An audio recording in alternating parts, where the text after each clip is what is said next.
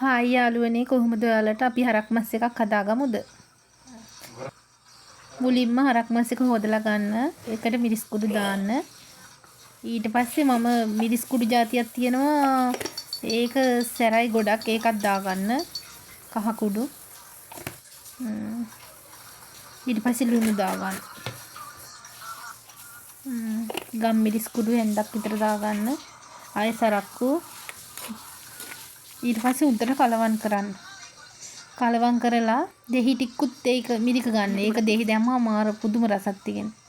ඊට පස්සේ ඒක මික්ස් කරලා ඊට පස්සේ කරපිංච සුදු ලුණු ගම්මිරිස් ඒ ටික දාගන්න. ඊට පස්සේ චායත්තිය මෙහෙම ලිපේ තියාගන්න. ඊට පස්සේ පොල් තෙල් ටිකක් දාලා සුදු ලුණු ටිකයි ලුණු ටිකයි ඒ ටිකම දාන්න ඕනේ. සම්පේ අන්තිමේට තමයි මේ තක්කාලි ටික දාගන්න. ඒක ඉදීගෙන ඉද්දි ටිකක් يعني අන්තිමේට ඊට පස්සේ ඒ ටික හොඳට කලවම් කරගන්න. වතුර එකක් දාන්න ඕනේ පිරෙන්න. මොකද හොඳට ඉදෙන්නත් ඕනේනේ. අන්න එහෙම තමයි අපි උයලා ඉවර කරේ. එහෙනම් බයි.